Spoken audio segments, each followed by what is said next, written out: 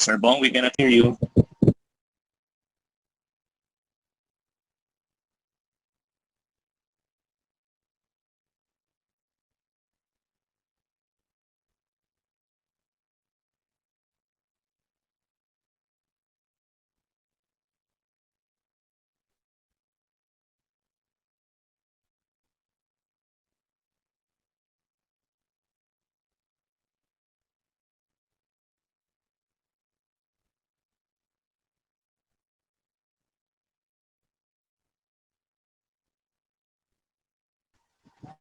Sir Bong, Sir Bong.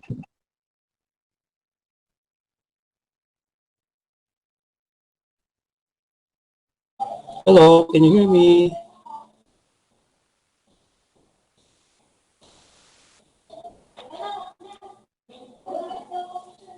Yes, Sir Bong, we can hear you. I'm sorry about that. Bigla naman ng Wi-Fi for reasons we do not know. Sorry. So, mag-start na ako, sir. Yes, please. Like I said, I will not be able to see your faces. So, kung may concerns, sir, just shout out. Pati yung chat, hindi ko makikita. Okay, thank you. I'll go to my presentation now.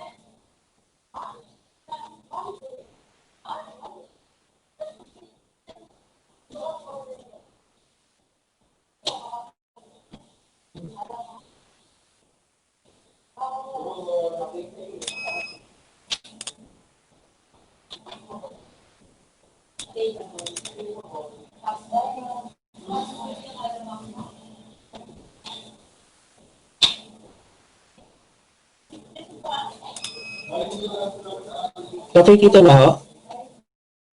Yung presentation, Sir Sani? Yes, yes. Okay.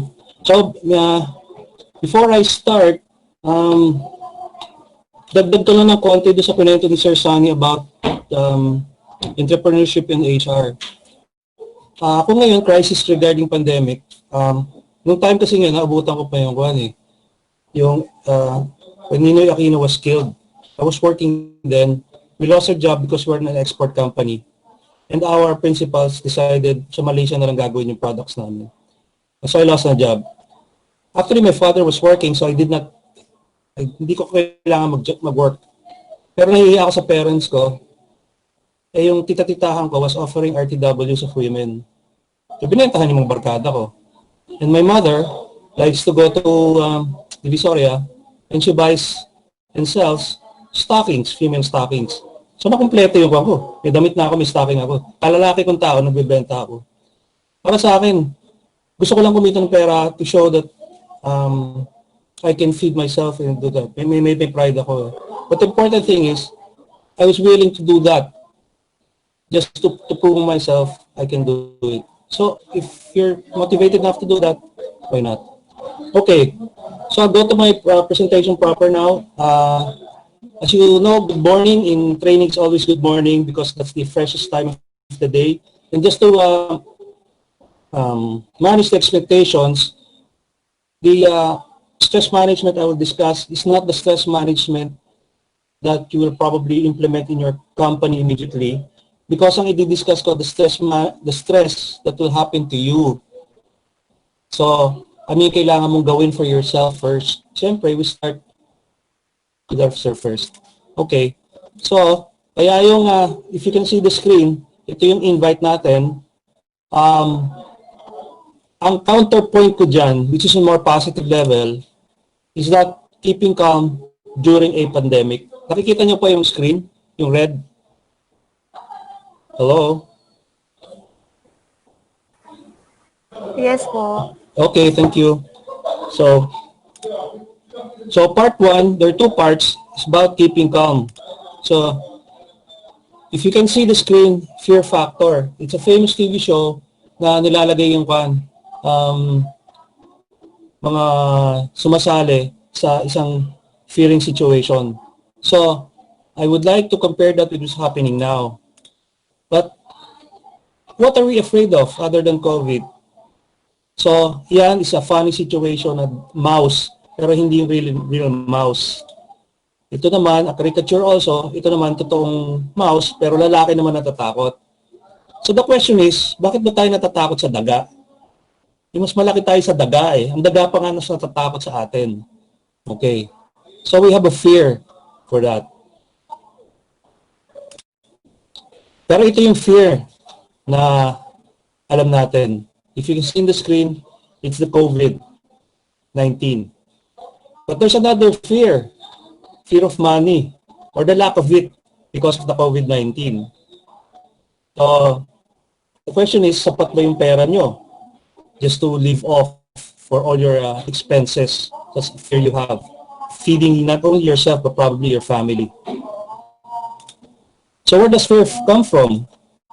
It is inborn. Children, kahit nasa sa pupunan pa, no fear. Kaya yung mga nag-a-abortion, pag may pumapasok na instrument, lumalayo yung bata.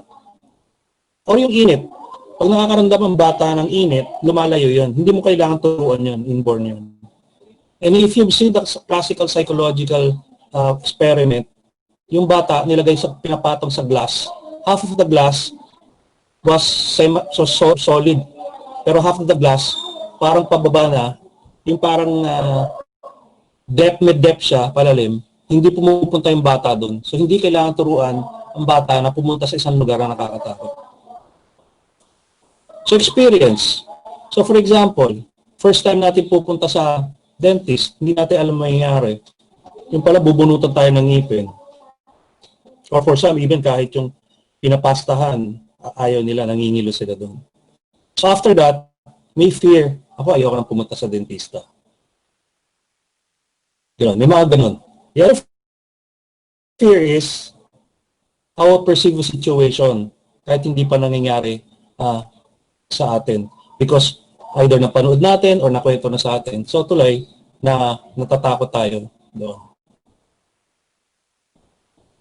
So right now, kahit pagod tayo, but dahil yung bayarin natin is stronger, kinakaya natin yun. Parang yung example ni Sir Sonny kanina about his friend who works na tinitiis lahat because kailangan niya. On the other hand, may situation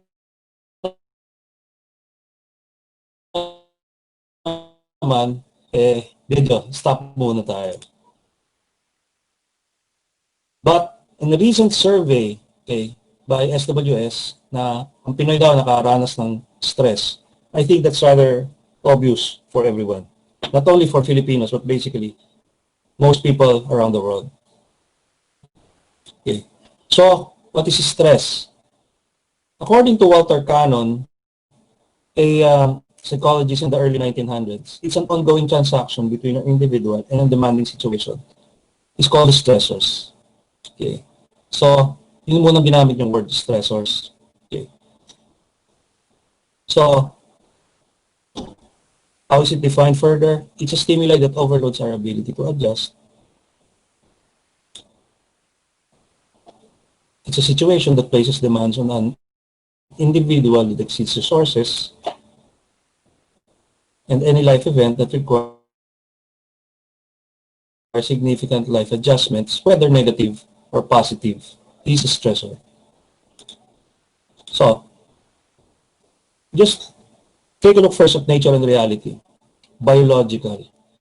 We have natural responses and mechanisms. If we feel like going to the John, halos hindi mo mapipigilan yan. If you're hungry, we eat. If you're thirsty, we drink. Okay. Now, if there are some stresses that either matagal or masyado matindi, it has an effect on the immune system. Bumabagsak ang immune system. The biological is each of us has an intra and interpersonal differences. Intra meaning sa loob natin. Minsan, mainitin ang ulo, minsan mabait. Inter naman is the difference between me and you. Siya mataray, ako suplado. So these are the interpersonal differences. The other is psychological. There are demands from us, there are resources we have and we don't have, and the consequences of our decision, regardless whatever that may be. Then again, there are personality factors. Parang whether it's a type A personality, type B personality, sabi nga, mataray, suplado, mabait, tahimik, okay. That all comes to play. And of course, the available social support that we have. Okay. Last but not least, the environmental. It's the thing outside of us. The number of stressors, the intensity, the duration kung gaano katagal. Can we predict it or not? Can we control it to a certain extent? How about a certain sequence of events? Iba-ibang klaseng stress happening at the same time. Problema sa pera, problema sa pamilya, problema sa trabaho, problema sa love life, so on and so forth. Okay.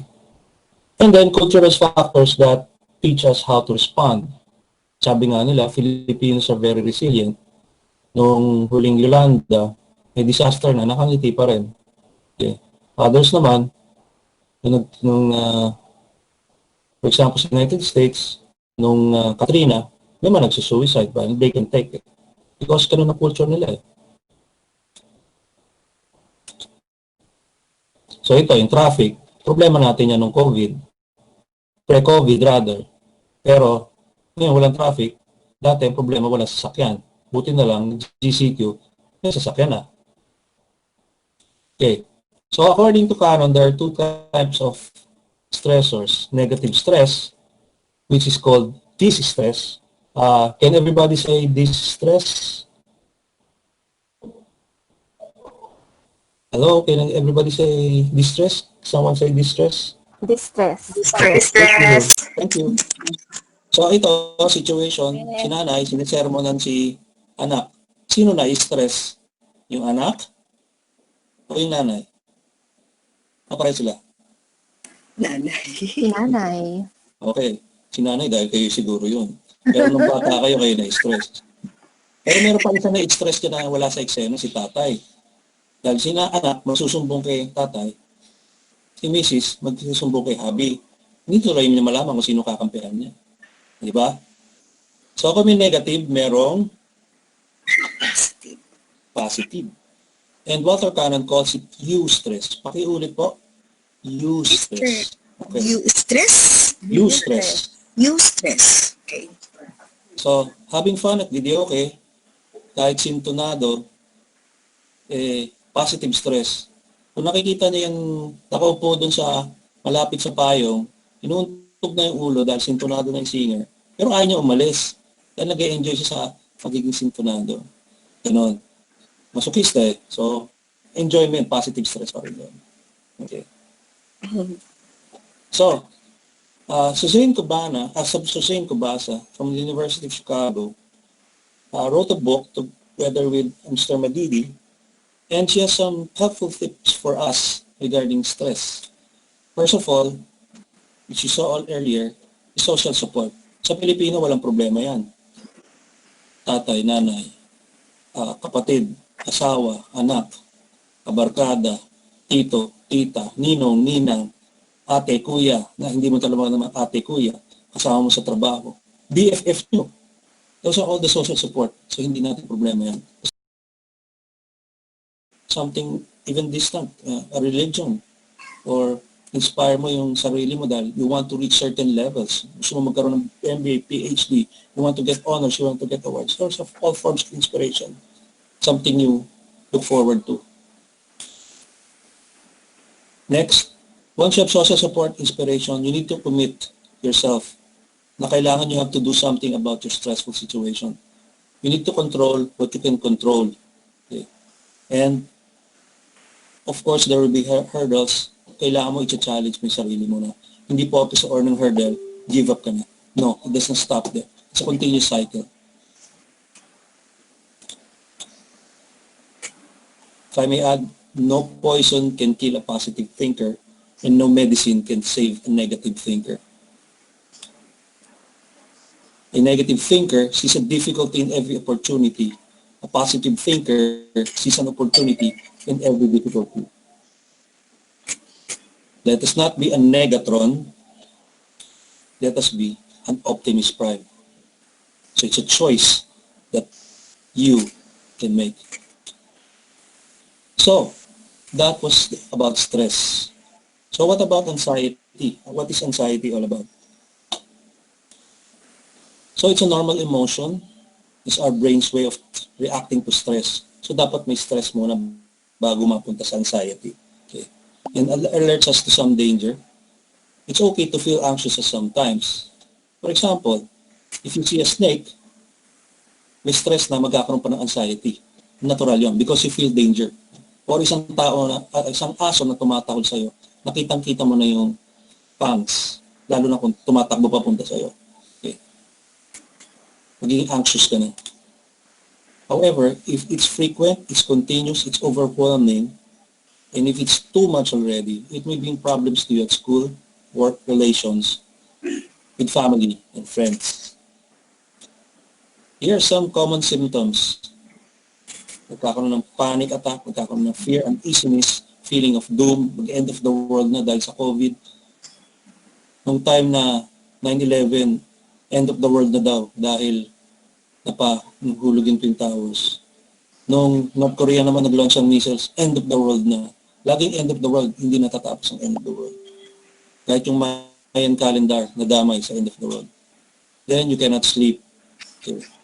Then, hindi ka makasing calm, you have cold, sweaty, hands or feet, you have shortness of breath, palpitations, dry mouth, sore, so on and so forth. Okay. Kaya tinatawag natin yung taong ganyan, praning. Kung hindi nyo alam kung saan nanggaling yung word na praning, counting trivia, sometime during the late 80s, 90s, merong Chinese na nag-introduce about pranic healing. It uses the chi energy, but he doesn't call it chi. It calls it something else. But para masel, use English words to sell it, pranic healing. Eh, mga iba, nakatingin sa kanila sa ulo, sinortcut, ginawang praning yung pranic healing. Okay. So, another set of helpful tips. To avoid stress, engage yourself in your favorite hobby or leisure activity. Now, this is gardening. During COVID, dahil nakamask yung tao, probably gardening na nakakatulong sa pagbenta pa ng mga halaman, whether it's fruits, vegetables, or flowers. You might want to do that. You need also to exercise. Okay. Yung iba, nagti-TikTok, magsasayo sa TikTok, yan yung mga bata pa, Generation Z. Yung medyo sports-minded, they may do this because it's a recommendation by FIFA and the World Health Organization. Yung mga millennials naman, baka magsasayaw ng tala ni Sarah G. So choose your pick. Just make sure you get some form of exercise. Eat and drink healthy. So eat lots of fruits, vegetables, fish. Para dun sa mahilig magkape, you know that coffee is a stimulant, and so is soft drinks and any sugary drink. They raise your sugar level, so medyo bawas-bawasan natin. Okay. You also need to get enough sleep. You need to enjoy being with family and friends. If you cannot go to them physically, Zoom or whatever form. And chill. Watch your favorite movie, watch your favorite TV, listen to the music you like. So for some, ito pinapanood nila. O ano yan? Hindi nyo alam yan? Crash landing on you. O yung Chloe, okay. Yung mga lalaki baka hindi alam yan. Ikwento nyo sa kanila yan. Of course, pray and have faith in God. And as famous Rick Warren has said, the more you pray, the less you'll panic. And the more you worship, the less you'll worry. So, I found this isang post ni Sir Sunny. Let's focus on things that we can control. Huwag na natin isipin yung hindi natin kayang control. Hindi na natin control, pag-iisipan pa natin. So you build your resilience, you follow latest information and advice from the proper authorities, focus on what's important to me or to you, have you serve a good routine, relax at the same time, cultivate connections, eat well as mentioned earlier, and exercise too, sabi niya kanina. And seek support. But at the same time, if you can offer support yourself, offer support to others. Ang voting dyan, ibig sabihin yung right to vote or when the voting time comes. Okay. So, kung kanina fear factor, dapat ngayon, no fear na. Okay. And as Pope Francis has said, why are you afraid? Have you no faith? So, starting today, we need to say to ourselves, today, I am greater than my fears. Okay, ulit po. Today I am greater than my fears. Okay, thank you very much. Okay, so, that basically handles the more, should you say, mental or psychological approach to the stress that we need to manage in this disruptive situation.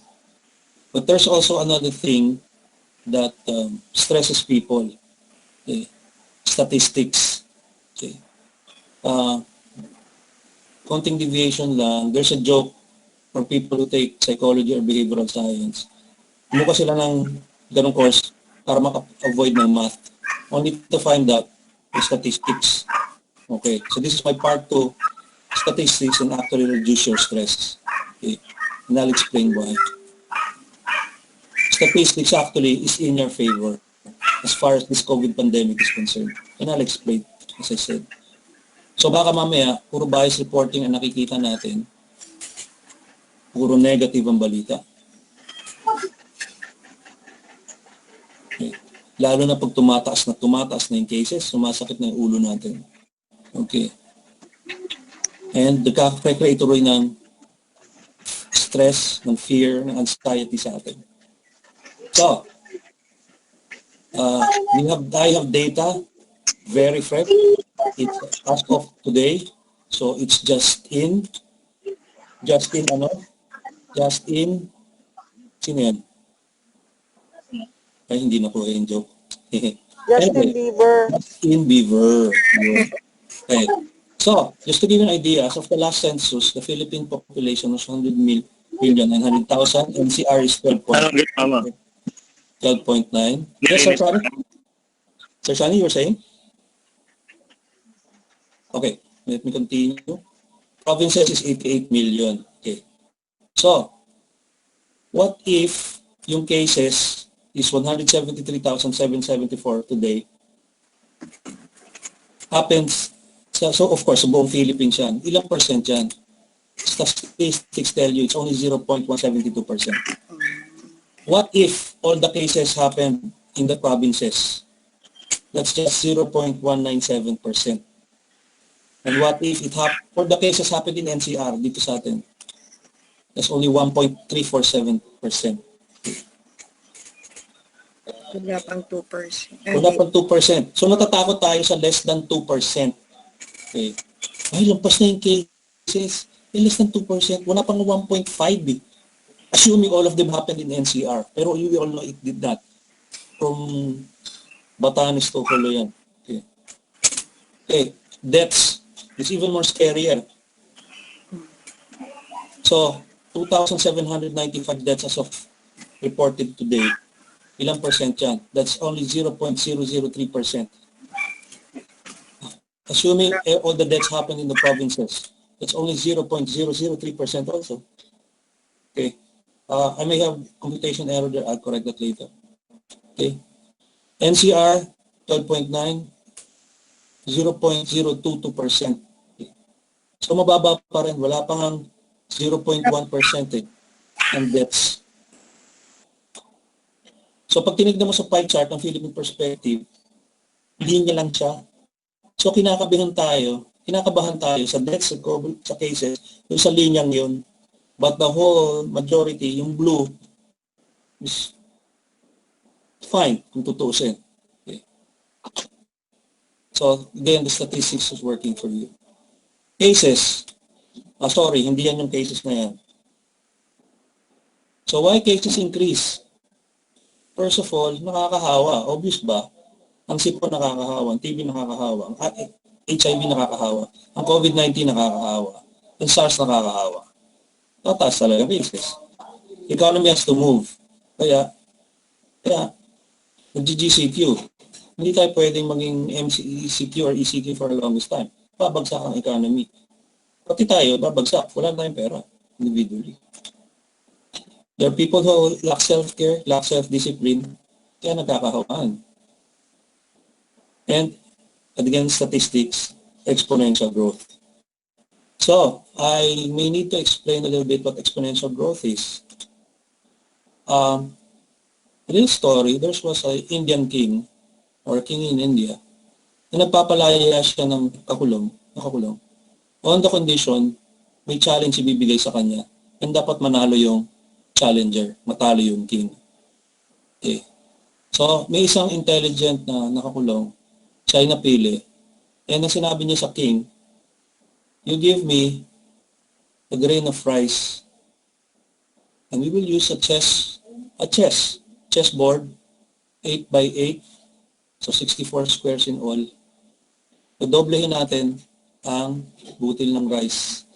So magsisimula tayo sa first square, 1 rice. Sa second square, 2. Sa third square, 4. Sa fourth square, 8. Sa fifth square, 16. And so on and so forth. Okay. That, ladies and gentlemen, is exponential growth. Kaya natalo yung king.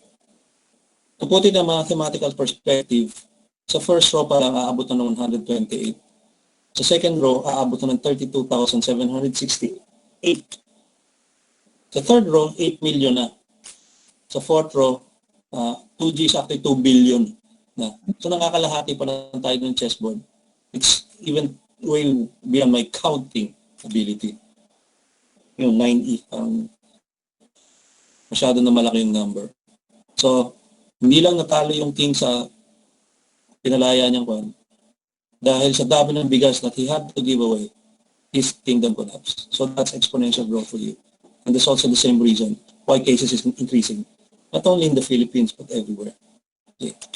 Some only have better ways to control it. So yan yung cases as of now. So iba matatakot. Ay, pataas yung curve. Oh, pataas yung curve. There's not nowhere to go but up. Dumadami. But, natanong ba natin sa sarili natin, the increase per day? Okay. What is increase per day?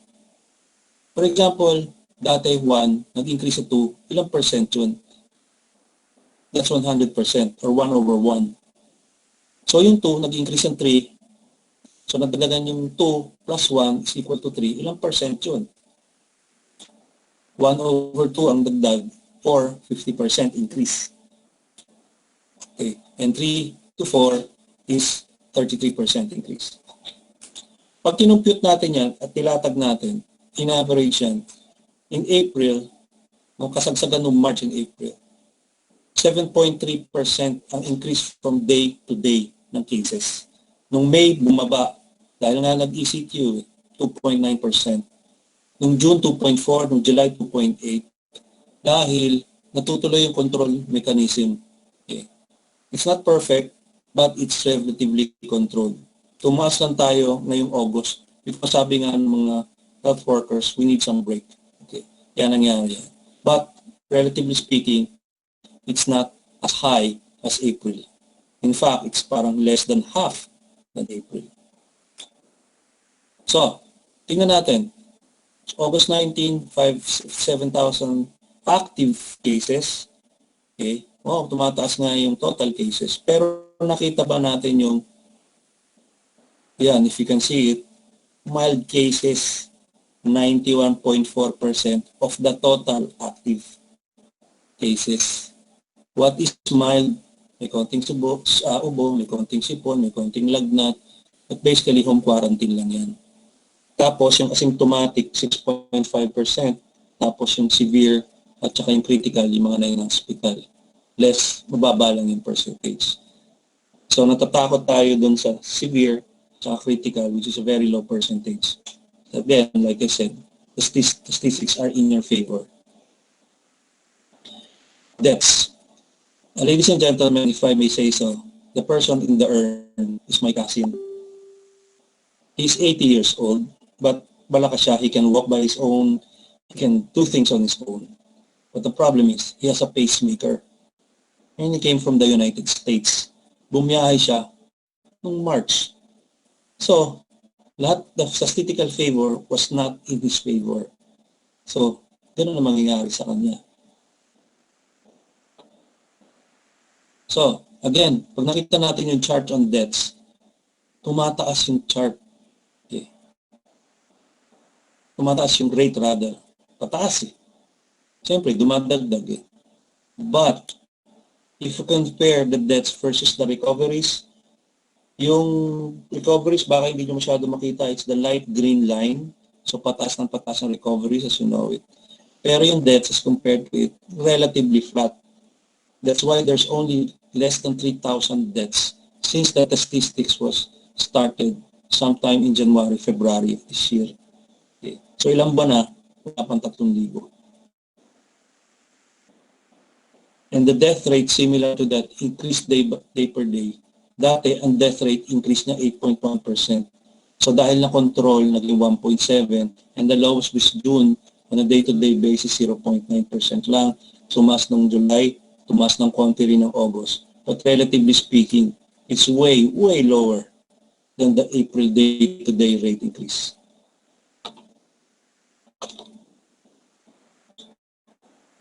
Excuse me, recoveries. A little bit about ratio and proportion. There are 4 boys and 2 girls. So 4:2, or reduced to lowest terms, 2:1. For putting in another example, 1 red circle with 2 green circle. Yung red, titignan mo is 1/3, 1:3. Yung green, 2:3. Ang baliktad naman sa green, 4, 1:4, 3:4. Why am I teaching you this? Because the next slide I'm going to show you is about the ratio and proportion of recovery versus deaths. Okay, similar to kanina, but more striking data is this. In April, there was 1 death for every 0.52 recovery. Or, kailangan magkaroon ng 2 deaths para may isang mag-recover lang na tao. Yun ang kasama. Buti na lang, pagdating ng Mayo, nagbaligtaran sila. 2 na recovery, isa pa lang namamatay. In June, 7.9 recoveries for 1 death. In July, 13.7 recoveries for 1 death. And this August, so far, 1 death for every 42 recoveries. Ganyan.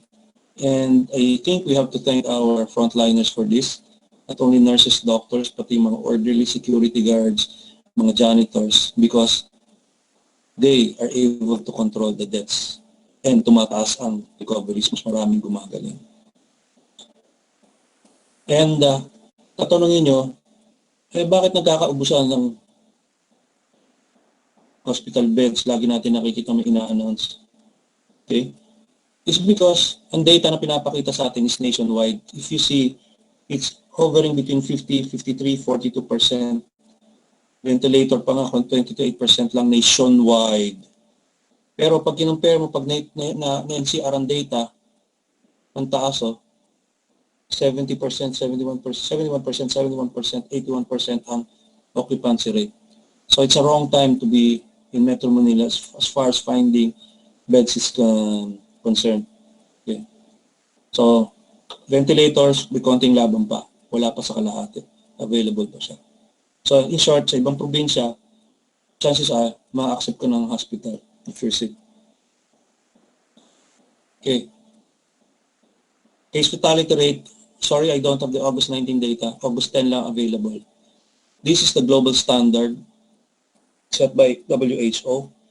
So, wala tayong problema sa case fatality rate because kaya yung rate increase na is not that much. The production number is within range. Ang problema natin yung positivity rate, the percentage of people who test positive for COVID out of the total number tested.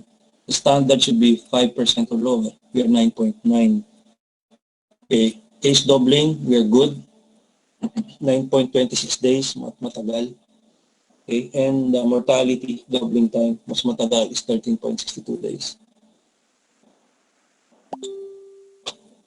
And if you saw the Manila Times written by Mr. Roberto Tiglao, Nakakuha siya ng survey, if you can read this, out of 150 to 200 countries and region, okay, nasa number 55 tayo. So, kita nyo, we are not performing very, very good, but we're not that bad either. Kumbaga, tignan nyo, 50 out of 200, so we're in the top 1-4%, 25%. Not bad, or 30%. Not bad. So, with all those information, we do not need to be judgmental immediately. Sabi nga ni Bossing, bawal maging judgmental. On a more psychological approach, I was able to get this from Carl Jung. Thinking is difficult. That's why most people judge.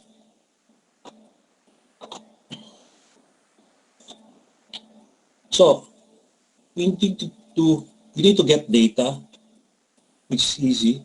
We need to understand properly data. Huwag tayo bigla mag-jump into conclusions. Analyze it. And if need be, ask. Ako, I ask. For example, isang issue ngayon, utang ng utang ang Pilipinas. Pero when I ask a finance guy about it, a former vice president of a major bank and a major insurance firm, utang talaga. Isang kukuha ng pera, walang taxes eh. And besides, our gross international reserves is more than double, triple, quadruple ng niloloan natin. Kaya-kaya natin bayaran yan. And besides, hindi mo binabayaran agad dyan. May time yan. Okay? And as we got from the 7 crucial skills in job suite, I believe many of you have seen it. We need to do critical thinking. Okay.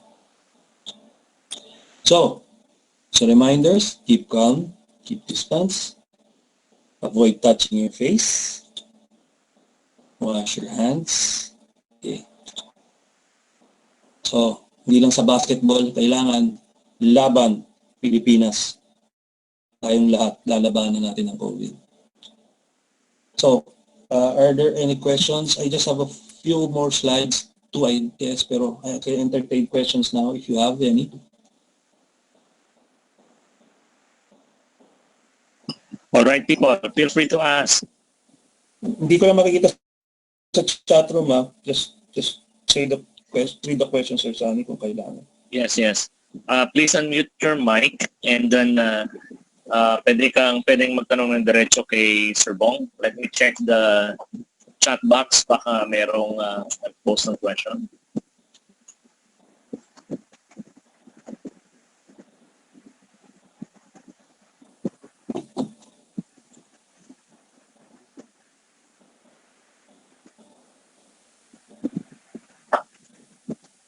None at the chat box, Sir Wala. Bong?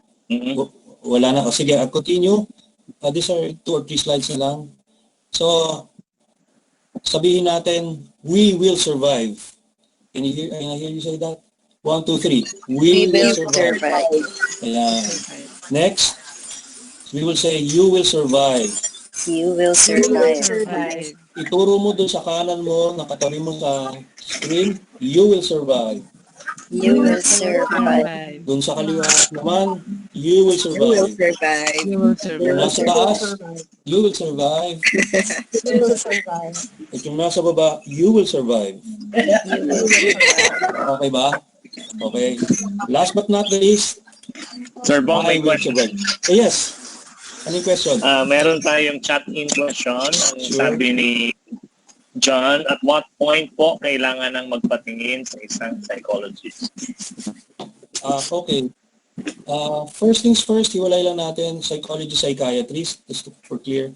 There are things common between the two, pero ang main difference sila, the psychiatrist and the doctor. Kailan mo kailangan magpatingin sa psychologist? Actually, the first thing you do first is called the hotline. There are many mental hotlines available. Mabibigyan ka ng initial, should we say, diagnosis if you need to. Paano kasi, pag hindi ka pa naman nagkakaroon ng anxiety, puro stress lang, mamamanage mo pa yan. Pero pag nagkakaroon ka ng anxiety, katulad kanina, hindi ka na makatulog, hindi ka na makausap ng matino, and hindi ka makakain, hindi dahil wala kang klasa, pero nawala ka na ng ganang kumain because natatakot ka na. That's probably the time that you need to consult already. But before that, below that, yung na-stress ka lang ng konti, naiiyak ka ng konti, nahihirapan ka ng konti, pero the next day, the next morning, you feel refreshed, you're still fine. Pero pag days on, probably you need to first call, and second, they will refer you to probably a clinic or a doctor near to you. I hope I answered the question. Sir Bong, Yes. and this question is also for everyone in the house. It's more on balancing yung mental wellness and developing grit. Okay? Now, the context of my question is this. Ngayon kasi sa panahon natin ngayon, masyadong nabigyan ng emphasis ang mental wellness. Parang konting-kanti lang, pwede nang ma-invoke yung kailangan ko ng mental wellness. In fact, if you could remember, Sir Bong, nung nasa yung HR mentoring nasa UP Manila, Yes. we were in discussion with the mental wellness advocate ng UP mismo. Ang kanilang nabanggit is, itong mga kabataan ngayon, pagka na-pressure sa pag-aaral, magtitake ng mental wellness din.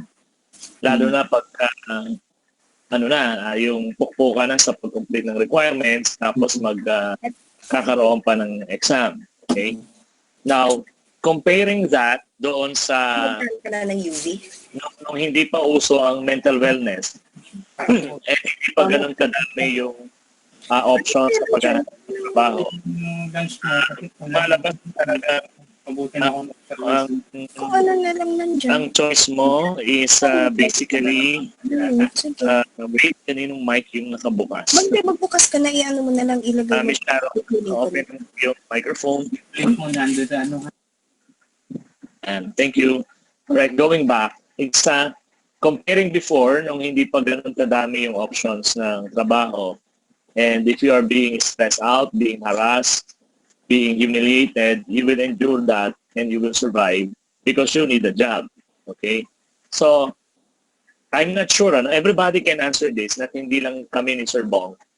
Hindi kaya na we are creating a weak generation because we are not pushing them to the limit to develop their grit, to develop their resilience.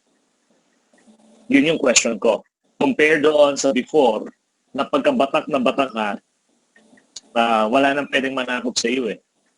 Okay, at one point, nung office politics ang context nito, yung pagkaalam ng tao kasi na takot ka mawala ng trabaho, susumbong ka na, i-escalate ko yung concern na yan, papanik dun sa taas.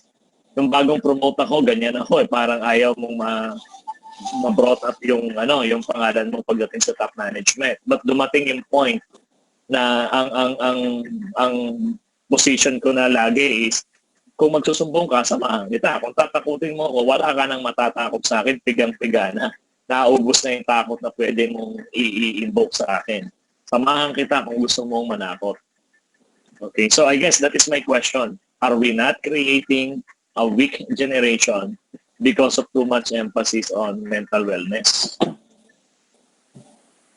Yes, Sir Bong. Okay, sige.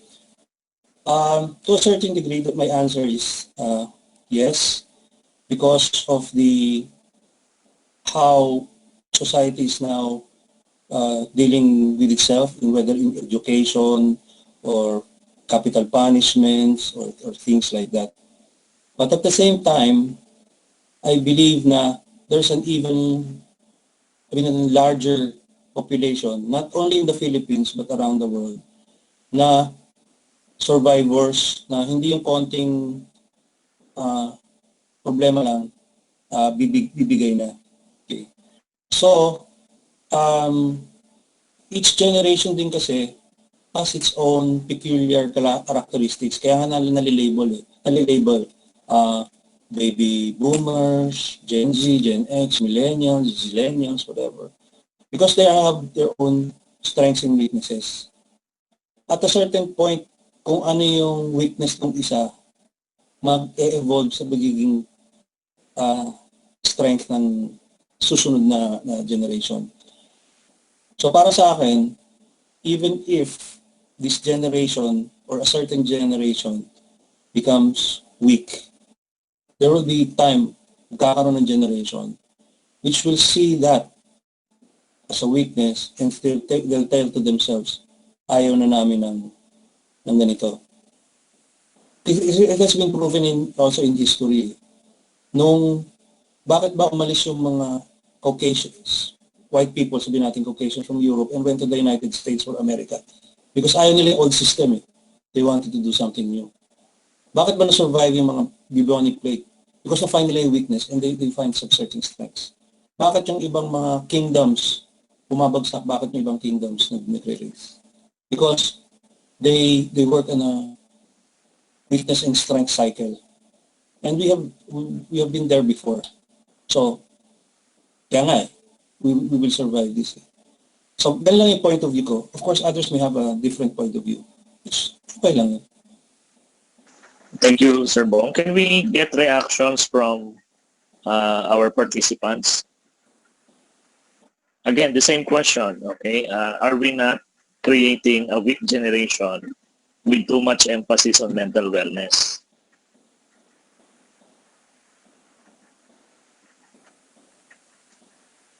Sir, ako na lang po. Oh, yeah, sige, Ara. Actually, I was wondering of the same thing kasi example nga lang, simplify ko lang between ako at saka yung anak ko kasi I have a teenager now. She's turning 15 years old. And I am 35 years old. So yung generation na gap namin hindi ganun kalayo. Pero nakita ko rin po yung difference. Tapos, syempre, if I look at my mom, ibang generation din siya. Iba rin yung, atake nila sa mga, kapag ka may mga, ganyan. For example, yung mga corporate bullying or whatever. So, iniisip ko rin yan, sir, eh. Kasi parang na-notice ko na yung mga younger generation ngayon, konting, kahit nga sa mga parents nila, konting ma-offend sila or what, kumbaga they're easily offended and the way they take it is parang either made-depress, magkakaroon ng mga so I was also wondering about that.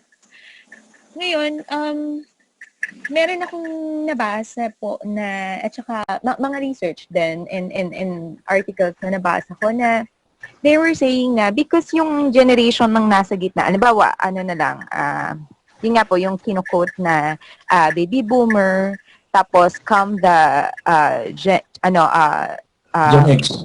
Gen X, and then, ang Gen X po, ito po ang millennial o Gen Y ang millennial? Why ang millennial? Fine.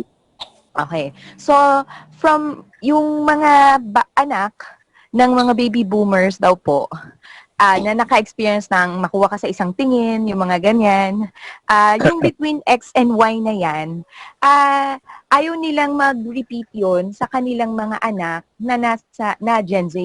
So, meron po ako nabasa na ganun. So, ngayon, which concludes then the same na sinasabi mo, sir. And ako, if I'll take it very simplified and personalized lang talaga. Kapag hindi rin talaga natin denied or like for example, parents tinuruan ang ating mga anak na maging tough sa totoong mundo at shelter talaga natin, tumitiklop talaga sila and nakikita mo talaga na yung may tinatawag na victim mentality kasi. Pero at the same time, how do you strike the balance naman na because it's also in the same generation, no, na sa same generation ng mga baby boomers, ito rin po kasi daw yung mga generation po na nanggaling from World War na some are oppressed, and some we're not allowed to basta hindi, kumbaga hindi nila, parang mas yung takot sa kanila. So yung yung bridge na yun, nakita ko rin kasi parang masyadong na shelter yung younger generation, and even yung halimbawa yung mga office mates ko po na mas bata sa akin ng siguro 5 years, ganyan. Grabe yung kanilang grabe yung kanilang issue kapag nakante mo lang ng konti o nasaling. And if they talk about they wanna, parang yun nga, they start talking about yung kanilang stress, yung ganito, yung ganyan, na parang ako napapaisip ako, seryoso ba? Yan na ba yung buong buhay mo? Parang nasa-stress ka dahil lang sa isang, for example, isang tao na ganito yung ginawa or kinoment sa project mo. Whereas sa labas, sa totoong mundo, may mga hindi kumakain, may mga hindi, alam mo yun, walang trabaho. Ganon. So, yun, I think yun din yung reaction ko on this, na siguro, how to bridge that, how to strike the balance, how to bridge that. Kasi, kung meron nga na pa-facilitate tayo na mga generation na very overly sensitive or ganyan, paano na mangyayari sa mga susunod pa na generation? Yun po. O sige, baka merong gustong magbigay din ng opinion o mag-react sa sinabi ni Ara. We'll take a few more minutes for this bago mag-close si Sir Bong. Okay, para lang maganda yung diniscuss niya, striking the balance, looking at a certain situation on a different angle, in a different perspective. Alright, para ma-manage natin yung fear, yung stress. Okay? However, yun nga, yung based sa tanong kanina ni John, kailan ba kailangan pumunta o magpakita sa psychologist? Diba? Then, it merits a further discussion eh. Kasi maganda yung tanong na yun eh. Diba? Kailan nga ba? Napaka-subjective. Pero, kailan nga ba? Diba? Ididepende ba natin ito dun sa tao? Dun sa recipient ng stress? Then how do we help out para ma-manage yung stress? Pero, again, I'm coming from a different context, different generation. That's why I'm throwing this question para yung doon sa present generation, how do you strike the balance? If I am wrong, then allow us to understand why we are wrong. Alright? Okay, sino po ang gustong magbigay ng kanilang opinion? Please do not hesitate to share. It's a learning. Para sa Sir Sonny. Yes, sino po ito? Hindi ko po nakikita, sorry. Yes, Joshua, go ahead. Kasi yung question po, kung kailan po tingin nyo dapat ang isang person lumapit na sa isang psychologist. Pero yung may isa po kayong statement din, para kasing paano tayo gagawa ng mas stronger generation if konting kibot, talagang as if parang nagsakang ka na ng langit at lupa yung ating mga Gen Z. Alright. So, coming from 27 years, 1992, so parang gitna ng Gen Z and Gen Y. Gen Y. Iba talaga yung generation now. In that because meron silang sariling problem. Kasi imagine, from before, pag nakagraduate ka ng college, automatic you'll have a job. Pero right now, kung makita mo yung mga big words na ngayon sa corporate, data analytics, storytelling, yung mga sobrang advanced topics, parang mapapansin mo, hindi na sagot na meron kang bachelor's degree, magkakatrabaho ka. Sobrang alaki ang demand ng market for ang taas ng competition. And right now, dapat yan kung nagkaroon na natuloy yung ASEAN, even other countries, magkipag-compete ka na. So, sobrang taas ng requirement now para magkaroon ka ng work. Pag nagka-work ka naman, ang magkakaroon ka ng salary na 12,000, 15,000. If you look at it sa expenses na tatapat sa'yo, hindi rin siya kaya. So, sobrang hirap din mag-strive during this time, even without the COVID. So, another thing talaga, I feel, ang pinaka naging biggest impact is si social media. Though, ilan naman ang nawala sa ating generation from before, social media, wherein talagang na-highlight yung mga tao na marami mga kotse, na mayayaman, puro gala, puro magaganda. So parang ang daming comparison ng ating mga youth nun. Bakit sila ganyan? Ba't ako pa ganyan? Kulang ako ng mga ganitong bagay. So inside, they feel na parang they lack a lot of things. So instead of mag-strive sila, parang they just feel pity na lang within themselves. So sa akin po, yung answer kung kailan siya mag-approach ng isang, let's say, clinician na talaga or to the psychologist. Usually kasi mayroon pong 3 D na you have to consider. Una is dysfunctional. Sabihin, hindi ka na talaga makakagalaw, hindi ka na maka-perform ng normal responsibilities mo. Talagang as if na-stop ka, parang isang computer nag-404 ka. Then another one, danger. Pag talagang feeling mo na talagang you are either dangerous to others and or to yourself.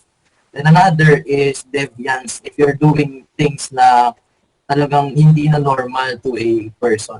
So, pero I feel po, merong matanggal din sana yung stigma sa psychologist na it's okay naman talaga to approach them. Not because may problem ka na, but they could give you good advices. Parang mga basic advices. Hindi naman po technically therapy agad eh. Pag lumapit ka sa psychologist. Probably they will give you mga advices na like how to control anxiety. Meron tinatawag na grounding technique wherein gagamitin mo yung senses. Parang if you're feeling anxious, dysfunctional ka, hindi mo makagalaw. You use your senses para ma-ground ka ulit sa reality. So, you can smell things, you can touch things, you can control your breathing. So, mga ganong technique na they can just readily give you. Pero, so, sana mawala yung stigma sa paglapit sa psychologist or kung may mga friends sila na mayroong ganong background, okay lang naman lumapit. Pero sir, I feel na kailangan din nila talaga ng guidance from us na, let's say, parang experience na. Kasi they're looking at the wrong models eh. Models nila yung mga nasa Facebook na, parang mga rich kid, mga walang ginagawa, pero may mga pera. Pero they're looking at the wrong models. Pero I think yung mga youth natin is very resilient now. They are responsible sa kanila. They can manage their own thing. Pero talagang parang feeling lang nila mataas yung expectation sa kanila. And at work, at school, and society overall. Pero hindi din totoo. So they need someone na mga mentors na they would guide them. Sir Son. Thank you for the 3Ds, If I may repeat, para self-recall. It first is dysfunctional. Yes po. And then susunod is Deviant. I'm sorry? Deviant behavior. Danger po. Danger. Then the third is deviance. Tama ba? Deviation. Yes po, yes po. Deviant. Okay. Deviant. Pakisulat na lang sa chat so everybody magandang reference yun, yung tatlong yon. Okay, may follow-up question ako sa iyo, Joshua. And also for the rest of the participants, ito, personal to, personal. Please do not get me wrong. Hindi ko kasi ma-appreciate o hindi ko maintindihan totoo ba at bakit na meron ba talagang ano ba yung nagtitrigger kung saan kailangan mo nang saktan yung sarili mo to the point na meron ka ng suicidal thoughts. Sorry, I'm not being rude, being arrogant, alright? Gusto ko lang mas maunawaan, mas maintindihan. Kasi I'm coming from a generation na parang, that is stupid. Why would you hurt yourself? Parang it is better. May mga salitang kanto nga, pagka nag-uusap-usap na ganyan, parang itong taong to kulang lang sa bugbog eh. Meaning to say, kulang lang sa bata-bata. But right now, of course, may nakikita tayong incidents na ganyan. Hindi ba contributory yung dahil inumpisa ng, nag-suicide si ganito, bakit nag-suicide? Tapos nag-generate ng hype, ng media. Di ba daw, yung iba ngayon, napaisip, may para mapansin ko, kailangan mag-isip-isip din ako ng ganyan.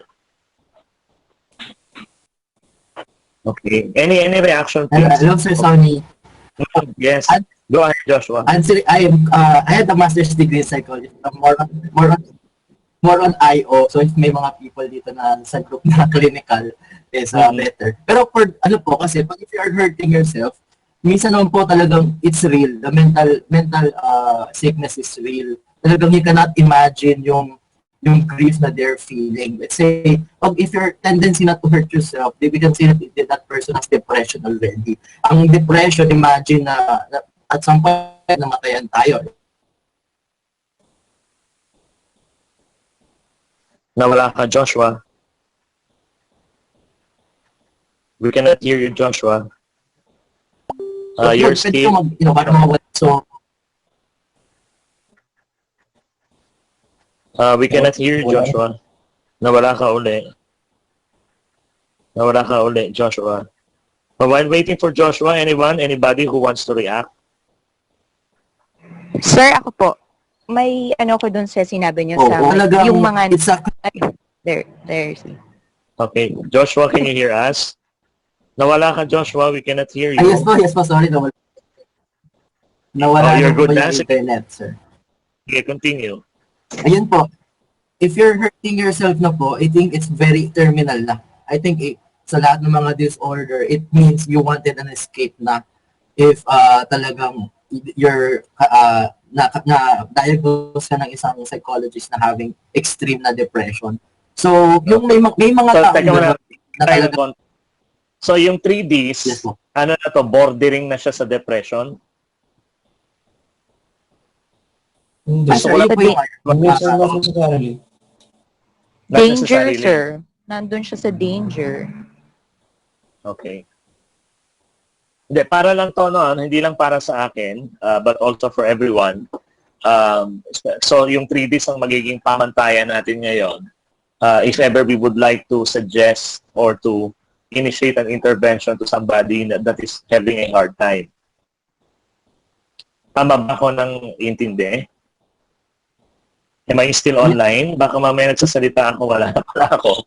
Am I still online, people? Yes, sir. Yes, sir. Okay. Yes, sir. Yes, sir. Yun po yung mga signs, sir, sorry. Pero kahit danger pa lang, mayroon siyang sign na mayroon siyang danger posing to himself or to others. Talagang need na niya to get psychological help. Kahit wala pa yung ibang disease. Pero yun yung mga guideline mo na talagang Okay.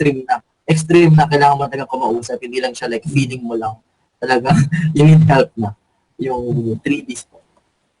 Pero very, very, enlightening yung binanggit mo, Joshua, pagdating dun sa social media. So meaning to say, ang pinaka-trigger point or one of the major trigger points of depression is social media. That's true po. That's true, sir. Okay. Thank you. Yes, Ara, you're saying something? Yung sir, dun sa sinabi mo kanina, dun sa cutting or hurting yung sarili. Kasi po I've worked with women and children who have been abused and abandoned, neglected, and sex trafficked for the last 10 years of my life. And marami po sa kanila during siguro as early as 9 years old, 10 years old, have learned yung habit ng pag-hurt ng sarili nila. I have met and counsel with these people, these children, and at the same time, meron din po mga adults. And when we have been asking them, for example, sa mga sessions, sa mga group counseling, ganyan, ang common po lagi na sinasabi nila, ewan ko lang po kung si Sir Joss would affirm this, pero mostly po kasi they wanted to divert or displace yung hurt na hindi nila, parang yung hurt and pain na hindi na nila makontain and hurt themselves. Kumbaga, they're not really trying to kill themselves, although syempre we know na it imposes danger because tetanus and bleeding, you know, a lot of pwede talagang mag-lead into that. Pero ang goal po nila is not to kill themselves, but to hurt themselves because yung emotional at saka yung mental pain they could not bear anymore. Mm. Yun yung common, sir, na naririnig namin. Siguro, if it's from the age of 10 years old at saka 40 years old na mga nagkakat o nag-hurt ng sarili nila, sir. Sir Stanley, excuse. Yes, yes. Gusto ko na maintindihan. So parang transference, yung mental pain, para mawala, dinadivert into physical pain. Tama ba ako? Pagkakaintindi ko. Yes, sir, parang ganun Okay. po. Thank you. Okay, any other reactions or contribution? Thank you for Joshua and Ara for a insightful contributions. It is helping us non-psychologists and helping us na mga semi-Jurassic pagdating sa community natin. Take note of semi lang semi. Okay, so we will be able to understand yung landscape ninyo ngayon and the reason your behavior and your resilience is different from ours. Okay, before I turn over again to Sir Bong, anybody from the house, from the participants who would like to share their insights, please do so. Ang ganda ng discussion natin. Sir, may I po, Jennifer. Yes, Jen, go ahead. Dun sa aspeto po ng sinasabi natin na yung mga older, mga medyo may mga Semi-Jurassic. nauna. Yung mga semi-Jurassic. Ayan. This is also based on experience ko din dun sa mga nakakasama ko sa trabaho and yung mga nakakasama ko din sa labas ng trabaho. Siguro ang isang factor din dun sa mga medyo Jurassic or sabihin na yung mga kaparehas ko na lang ng panahon. Ito yung pumapasok yung kasabihang hininog ng panahon. Kasi nung panahon na to, wala yung mga convenience na meron yung mga tao ngayon. Na, di ba, for example, paggawa natin ng project, kailangan paghirapan natin yung pagmamakinilya o yung typewriter na minsan ang bigat-bigat niya bago mo mapindot yung isang letra. Kailangan full force yung daliri mo. Ngayon naman, parang, minsan masagi mo na ng konti kasi high-tech yung laptop mo o yung ginagamit mong desktop. Nandiyan na siya. No, dati, bago mo mabura yung isang linya o pa nagkamali ka, kailangan palitan mo yung buong page. Ngayon, hindi. Delete ka lang, di ba? So, parang, I guess, the technology plays a part na kasi nga may dependency yung mga tao ngayon sa madadaling proses, sa madadaling paraan. Hindi katulad dati na parang kailangan mo talagang maghirap, kung kailangan mong bunuin. For example, another example is, pag lumalabas ka ng bahay, di ba, parang, nandun doon talaga yung curfew. Hindi ka pwedeng, pag lumabas ka, pinayagan ka, dapat by this time, balik ka. Di ba? Pag hindi ka makabalik, kumakabog na yung dibdib mo kasi alam mo, naghihintay ang nanay mo, no? Naghihintay ng sermo, naghihintay ng palo, yung mga ganyan tipo. Pero ngayon kasi, pag sinabing ganito oras mauwi, pero hindi ka makauwi, andyan yung technology na pwede kang mag-text, pwede kang tumawag, no? Andyan yung communication kaagad. What I'm trying to say is kasi, even sa workplace, no, nahihirapan din ako until now na yung mga generation na to na halos staff ko na nga, anak ko na nga kung tutuusin mo. Parang totoo yun konting kibot, parang sobrang big deal sa kanila. Kasi nga siguro alam nila, teka lang, saglit lang, kahit mahirap lang, kahit na hindi ako kasing dami ng ganitong pribilehiyo sa buhay, pero may mga convenience akong na i-enjoy na pareho din ng mga tao mas may kaya sa akin.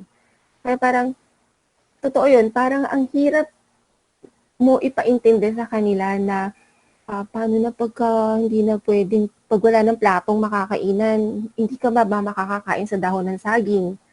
Parang ganun. So, dati, pag nagbabaon tayo sa office, for example, kahit medyo malamig na siya, kakainin natin yun. Yes. Ngayon, parang kaka-microwave mo lang sa binilhan mo pagdating mo ng office, ma-microwave mo rin siya para mainit siya. I mean, siguro, yung sinasabi nating panahon na din ang naguhubog sa mga batang ito na maging ganyan sila. Kaya nga totoo yun eh, parang konting kibot, no? Meron silang mga iniisip na, sige, para mapansin mo ko o para ipunto ko lang, meron silang mga tendencies na ganito. Marami rin po ako nakakausap na nasya-shock din ako na may mga suicidal tendencies din, nakala mo wala, pero meron pala. Kasi pag kinakausap mo sila, magugulat ka na, oh, yan lang, yan yung problema na, pero sa kanya parang ikakamatay niya na. Parang ganun. So, I guess, yun lang, yung gusto ko ipunto, baka yung panahon, yung hindi sila nahihinog ng maayos ng panahon. Yun. Because of convenience. Opo, kasi nga readily available lahat eh. Parang sa isang pindot mo lang nandiyan, di ba? Parang ATM lang. Pipindot ka lang ng ATM, may lalabas na pera. Eh dati nun, kailangan mo talagang pumunta literal ng bangko, di ba? Monday to Buti Friday nga lang. ikaw pumupunta sa bangko, kami nilalagay lang sa brown envelope. Ayun, sir, yung nag-stocking ka. Kung alam lang ng mga batang to na bago tayo sumusweldo nung panahon natin talaga, literal hanggang 5 centimos bibilangin yan, no, ilalagay sa sobre, tapos ang bulto ng sobre mo, malas mo lang kung puro barya, pero ngayon kasi isang card lang. Andiyo dyan lang nakalagay. Pag hindi nag-balance yung accounting doon, uulitin yung bilang. Totoo po Lahat yun. yun. Totoo yan. Totoo yan. No? Kasi yun nga yung pinagtitibay tayo ng mga panahon na yun eh. Yung mga ganong experience na naranasan natin. Doon tayo siguro tumibay kasi naranasan natin yung hirap papunta sa ginhawa. Eh ngayon kasi kalimitan talaga paglabas nila sa mundo, andyan na, nakaranas sila ng aircon kaagad. Ako, ang kwento sa akin ng nanay ko nung pinanganak niya ako, may ventilador, wala. No, parang hindi ko naranasan yung naka-aircon na na facility. So, siguro the only thing ako na ma-manage ko sila kasi lucky lang, maswerte lang ako kasi yung mga batang to pag nakakausap ko, nagkakaroon sila ng interest sa mga pinagdaanan ko. And by that way na nakakausap ko sila, no, minsan nagtatawanan, totoo yun, parang joke lang. Pero pag nakikita nila sa'yo mismo, no, nagkakaroon sila ng realization and eventually nade-develop din sila na paano nila i-handle o atakihin yung mga ganitong sitwasyon. No, lalo na sa bahay. Ngayon, sa bahay, pagka nag-aaway sila, ang tendency, aalis, lalabas, punta sa kaibigan, o magkukulong sa kwarto, mag-internet. Sa atin nun, kahit masama na yung loob natin, kailangan nakasmile tayo kasi madadagdagan yung galit ng parents o yung kampo ng kapatid, diba? So, yun lang siguro yung maswerte ako na yung mga taong nakakahalubilo ko sa workplace na sobrang millennials talaga, nagkakaroon sila ng interest when you tell them your stories. Kasi na alam nila siguro it's based on experience din eh. Pinagdaanan. Parang ganun po. So, I guess, yun lang yung gusto ko rin i-input. Ganun po, i-share. Okay, maganda yung Idagdag ko lang doon, Sir Sani, yung generation nung dati, pag pinagalitan ng nanay at tatay, isang sit-sit lang, punta ka na, tapos pag tinitigan ka, hindi ka makatingin sa parents mo. Ngayon, pag tinignan yung bata, makikipagtitigan pa sa'yo. Pero may positive impact din naman yung how the young generations were raised, ano? Kasi tayo na nahubog tayo na pag may nagsasalitang matanda, huwag kang makikihalo sa usapan. Di ba? So, isa tong contribution kung bakit hirap na hirap tayo maki-level up dun sa mga may posisyon eh. Kasi we were raised to believe na lahat ng nakakataas ay dapat igalang. And we were not able to assert ourselves properly with that. Okay? Unlike yung mga younger generations na medyo exposed na sila doon sa okay lang na magbatin, okay lang for them to express their thoughts, their minds. Diba? Mas madali silang maka-adapt and they can really communicate well eh. Na hindi sila na-intimidate. And because of how we were raised back then, na huwag kang basta-basta makikisabat, gumalang ka sa nakakatanda, di ba? Then, nabitbit natin yan hanggang nung sa pag-aaral at saka sa pagtatrabaho. So, mas tiklop tayo pagdating sa mga relationship. Okay? It took us a longer time bago we are able to assert ourselves compare with the younger generation. Because right now, they can converse with you. Eh. they can reason out with you nang hindi na-intimidate, which I find very helpful. Okay? Kasi naiintindihan mo sila. And our generation, pag napagsabihan na ng ganyan, tahimik ka na lang, huwag ka na mag-reason out.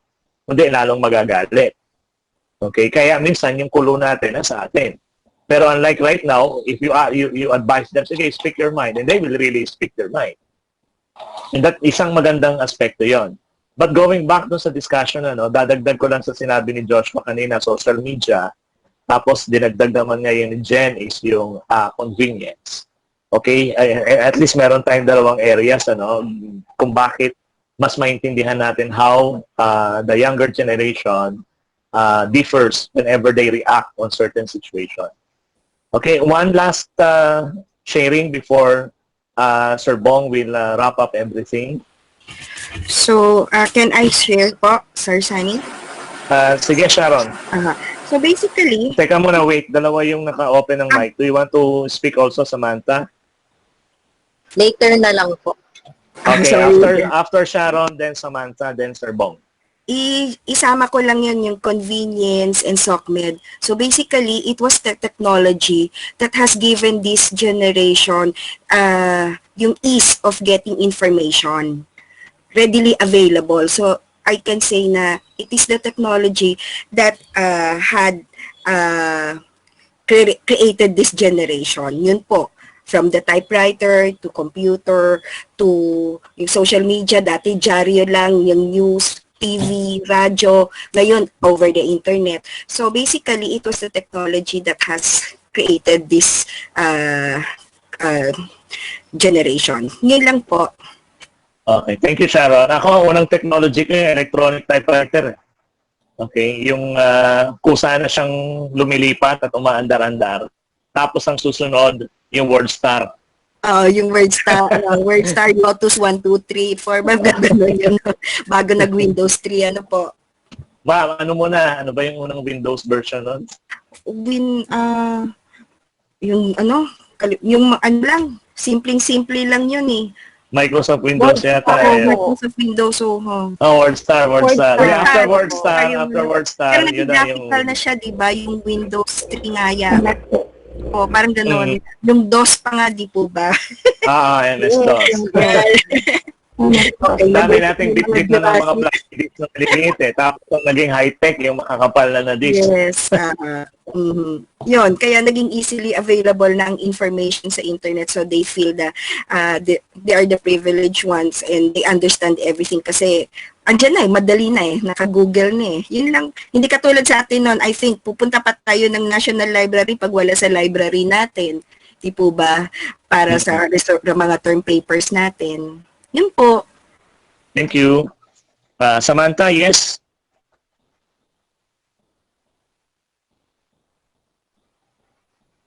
Hello, Sam.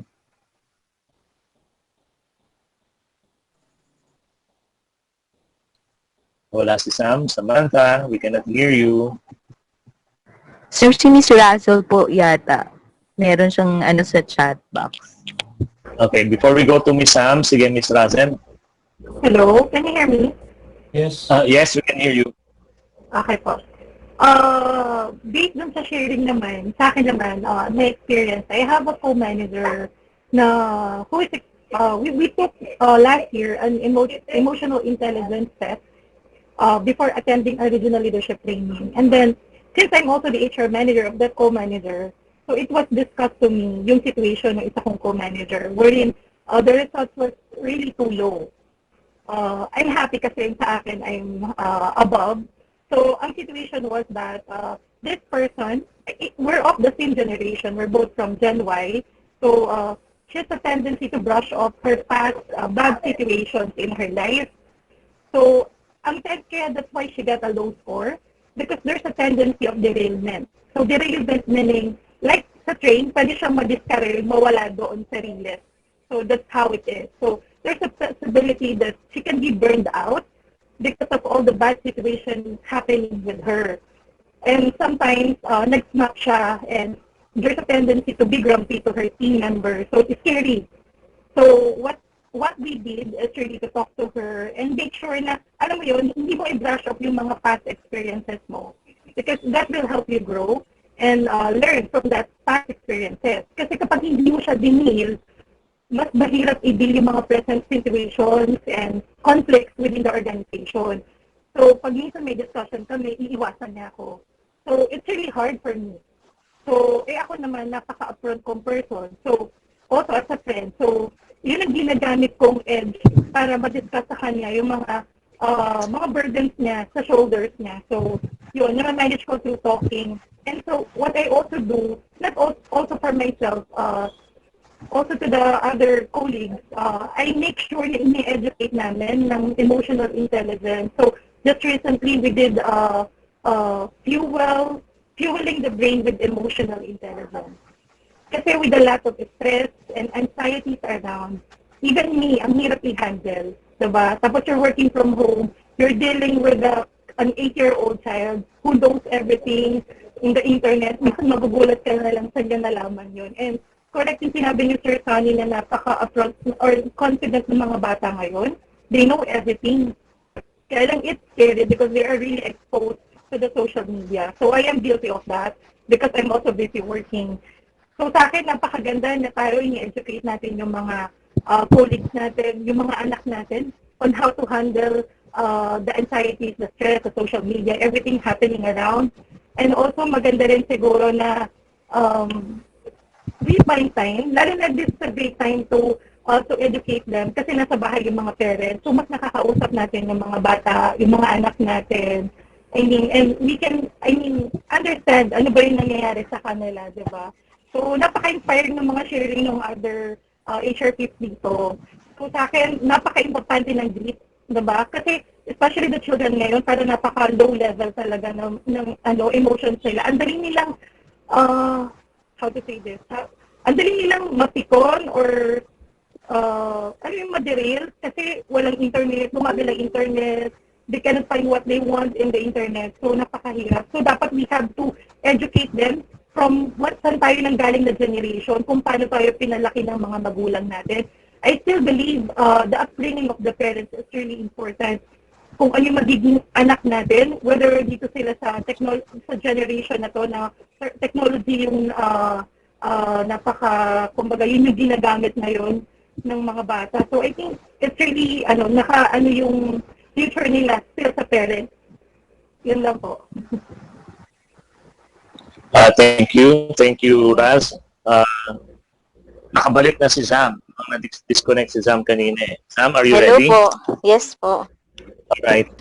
Go ahead. Bali, ang additional input ko lang po is we are now currently experiencing the fourth industrial revolution. So, technically, nasa modernization na po tayo ng digital era na po tayo. So, we need to adapt to the changes we are facing. And we know naman po na there are pros and cons in terms sa digitalization. And then sana, ako kasi bata pa ako, 24 pa lang po ako. So I know the difference ng mga generation before and now. Before naman, wala na old age, wala naman po masyadong technology. So talagang lahat is manually na ginagawa. So ngayon, mas fastest, easiest, yung mga mobile na ginagamit natin, mobile gadgets, mobile laptops, lahat, iPads. So, lahat nasa harap na natin, kaming mga kabataan. So, kumbaga sa paraan na yun, makikita natin na yung before old age, talagang pasensyoso sila. Kumbaga, they, parang mahaba yung pasensya nila, meron silang pagtsatsaga. Unlike today na, since nasa harap na yung tapos pag nawala sa amin bigla yung mga kailangan namin, bigla kaming magra-rant na, nasa na to, nasa na yun, bakit ganito, bakit ganyan. So, dapat, like us, na yung mga magulang ko, hindi man ganun ka-techy. So, ako yung nagtuturo sa kanila kung paaning mga changes sa environment, sa modernization, sa processes, in terms of payment, yung sa mga emails. So, kailangan yung kaming mga bata din po kasi, nagtuturo sa mga oldies, lalo na sa company. Kasi yung mga nasa company, hindi naman ganun lahat kabataan. May mga pa-retire pa lang, yung iba magsi-60 pa lang, yung mga nasa age na po ng 40 to 60. So, hindi lahat, techie, kumbaga. So, patience is a virtue. So, change is inevitable. So, we need to adapt to the environment that we are facing right now. So, yun lang po. Okay, thank you, Sam. Actually, yung sinishare ni Sam is yung reverse mentoring eh. And doon sa HR mentoring community namin ni Sir Bong, we dealt a lot with mga younger generations. And one thing that we have observed sa kanila, no, they are willing to learn and they are willing to listen. As long as we will try to adapt and understand their situation. Tama si Sam eh. Ako pag merong gusto kong malaman ano ba yung latest technology para makagawa ng isang graphics, di ba? You ask them. Sila yung nag-introduce sa akin ng Canva. Okay? Pag meron akong gustong malaman, ano ba yung pwedeng app na gawin dito? Diba? Then, they are the ones mentoring us or mentoring me pagdating doon. And I spend time to understand their pop culture. Diba? And they are very open to discussing this. Okay? And then, kaya mas naintindihan ko din where they are coming from. Ang hindi ko lang maintindihan yung opening discussion ko kanina because one of the learners that I am with, may pagka-suicidal siya. So, tinatanong ko, ano ba nag-trigger sa'yo? Bakit naiisip mo yan? Diba? And we have a frank discussion pagdating doon. And I can speak my mind and the person can speak his mind as well. Okay? And maganda yung exercise natin ngayon. Ano? Thank you for your sharing. Sabi ni Donna, napag-uusapan ng millennial, pero bakit hindi natatakil yung ibang generation? Okay? Good point, Donna. Kasi kaya nga may mga sessions na managing your managers or managing the different generations. It's basically adjusting yung both generations to find the midway, the sweet spot, diba? Para they can harness each other's strength. Alright? And may binanggit din dito si Donna din pala yun. Okay. So, good point yung mga sharing ni Donna. Tama, yung sinabi ni Donna na nami-misunderstood ang millennials. Okay? And nami-misunderstood din kami. And meron akong kausap na isang millennial. Pinag-uusapan namin kasi they are very hot pagdating sa politics. Ano? And talagang sobra-sobra silang bumanat pagdating doon sa gobyerno. And so, inilatag ko sa kanya, sabi ko, ang framework ninyo, di ba ganito? Dahil we are a democratic society and we are the taxpayers. And ang liberal democracy concept is the people are the bosses of the people in government. Sabi ko sa kanya, do you agree with that? Yes, sir, tama kayo pagdating yan. Alright. So binalik ko ngayon yung the same hinaing ng mga millennials about their managers. Na they are not listening, they are disrespectful, they just command, they just boss around, hindi sila minimentor, etc. Binalik ko lang sa kanya, okay, ikaw ngayon bilang boss ng mga gobyerno, how are you now behaving towards the people in government na supposedly subordinate mo? Are you walking your talk? Kasi pag pinag-uusapan natin yung boss mo sa corporate, ito yung mga hinaing mo. Pero pagdating sa politics na ikaw ang boss, yung hinaing mo, yun din naman ang binabato mo pagdating doon sa mga tao. So which is which?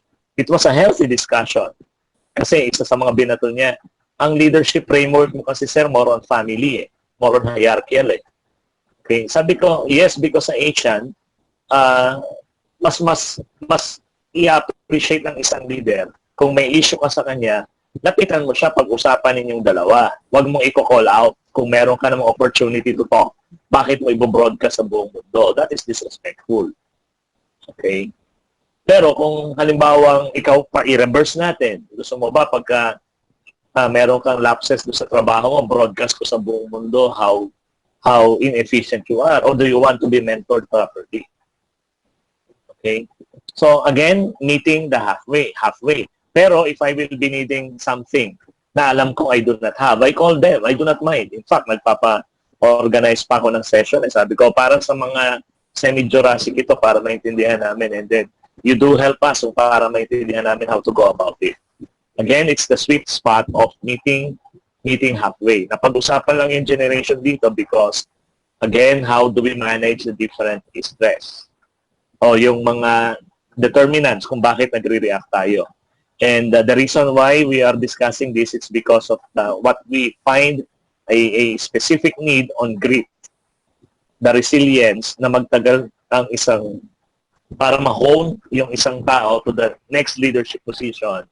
Yung binabanggit nila na dapat pagdaanan, ito yung tinatawag ko sa HR na cycle na dapat may dalawang cycle siyang madaanan, at least 2 years, bago ko siya i-consider for possible promotions.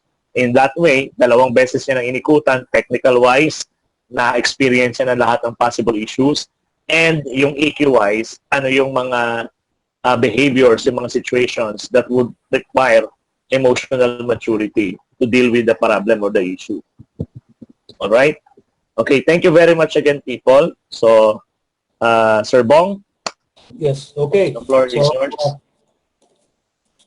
So tapos na tayo sa We Will Survive, You Will Survive, I Will Survive. So I hope your generation knows na merong kantang I Will Survive. But there is a version of I Will Survive. Yan po yung link. If you cannot find the link, you look for I Will Survive Russian version. Yes, Russian. There is a parang millennial siya, o Gen Z na babae, who will sing it. She will sing it in English. I hope you will enjoy it because I did. I love music, all generations. Okay. So, actually, I just want to thank everybody for giving me the opportunity. Sir Sunny, for giving me this opportunity. Sana po may natutunan kayo ngayong gabi from me and from everybody who shared. Because I know I learned from everybody as well. Maraming salamat po. Hoy, tapos ka na kagad, Sir Bong? Yeah. Nag-iinit pa lang yung iba. Anyway, if you want to continue the discussion, again, ha? Pag may question pa, Miss Donna, do you want to say something? You can unmute your mic. Hello everyone. Hello po. Yes, speak your mind. I appreciate your sharing para Yeah. marinig namin yung boses mo. Yes po. This is Donna po. Psych major and HR generalist po ngayon. Actually, may mga na-attendan na po kung mga seminars, workshops before in, yun nga po, how to handle millennials. Pero isa sa mga parang, ano ba yun? Yun nga po, bakit hindi masyadong natatakal yung pag-handle sa other generations? Sa boomers. Well, yung iba, yes po. Well, yung iba po, sabi po nila, it's because, syempre, parang yung trend natin ngayon is yung mga millennials nga po. And yung sinasabi ko po na madali kami, well, millennial po kasi, sinasabi na impatient kami, ano po ba? Impatient, tapos hindi nakikinig, ginagawa lang yung gusto sa paraan na alam nila. Kasi nandyan nga yung convenience, which is, yung parang ano nga po doon is, which is hindi naman namin kasalanan. Pero personally, tinitignan ko po yung ibang side on how to understand yung ibang generations in terms nga po dun sa experiences nila. Kasi, at this point, we are experiencing this. Tapos, on the next generation, baka kami na yung nasa generation nyo po, tapos kami na yung hindi makaintindi. Kayo magiging semi-Jurassic in time. Yes po. So, parang baka kami naman yung hindi makaintindi dun sa mga susunod na generations pa. So, yung nakikita ko lang po kasi ngayon is, mas maganda na pag nagkakaroon ng mga usapan, give and take siya, mas madali kasi siyang maiintindihan kapag na-explain. Yung iba po kasi dahil, eto lang kasi yung generation ko, eto yung alam ko. So, nagsastop na po sila doon and binabash na lang yung ibang generation. Kasi Yung innovators, di ba? Yes po. Parang sasabihin, ito yung kinagisnan ko, bakit kailangan yung baguhin?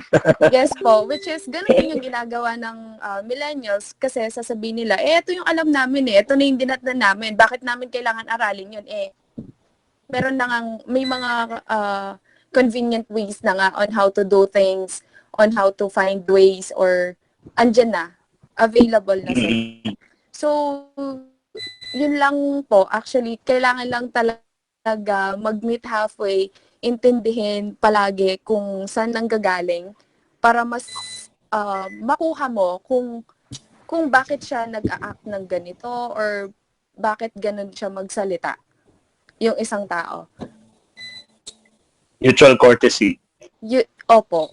Kasi, Yes. di ba po, nagkakos ng tension kapag merong misunderstanding. So, kung hindi mo kasi pakikinggan yung side, kung palaging yung sayo lang, wala pong mangyayari. Tama, correct. Yun po. Yes. Thank you, Miss Donna. Thank you po. Okay, who else? Sir Ronnie. Who is talking? Sani po ito. Sorry, Ay, hindi ko sorry, nakikita, ha? Sino Sam po ulit. Sam, yes, Sam. Sir, in addition, di ba po sabi ni Donna na hindi daw po, parang ibig sabihin lang nun, in short, close-minded po yung ibang tao. Parang kung ano Yes. lang yung natutunan nila, yun na yun. Tapos yung hindi na sila marunong mag-adapt ng change. So, Kaya ayaw na... hirapan ngayon sa pandemic because of the disruption. Yung iba, Yes. hindi makapag-adapt. Okay? Correct. Kung mapapansin mo, if you will be watching the news, sino yung nagtatribe ngayon, wala pa akong nakikitang medyo semi-Jurassic na nagtatribe. But mga millennials, sila yung nakakaisip ng, may opportunity dito. Sige, itry natin, kukuha natin. Yun. Correct. Yan lang po. Thank you, Sam. Okay. Welcome po. Meron pa ba? Do you agree that this is an interesting discussion? Dapat ganito yung mga ating mga kamustahan yung multi... Yes, sir. Yes. Yes, I support sa ganito, sir.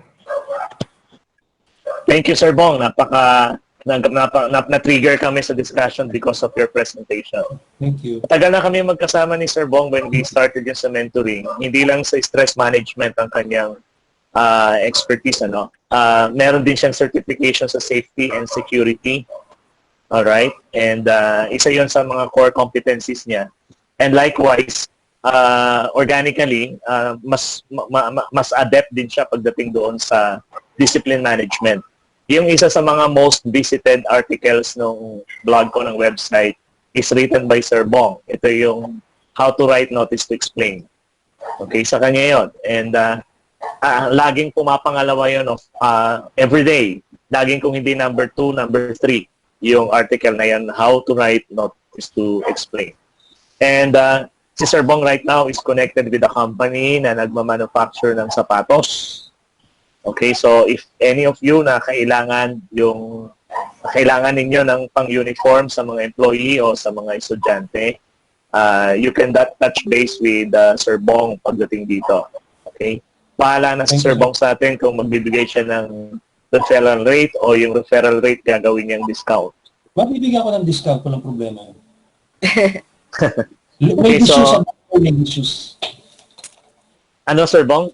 Ladies shoes. Ladies shoes. Okay. All right. So again, a round of applause kay Sir Bong. Virtual applause. Thank you. Okay. Anything else? Baka may suggestions kayo? Meron kayong gustong gawin natin on the next few kamustahans. Next week, BCP tayo, Business Continuity Plan. Okay, let me check the chat box before we sign off.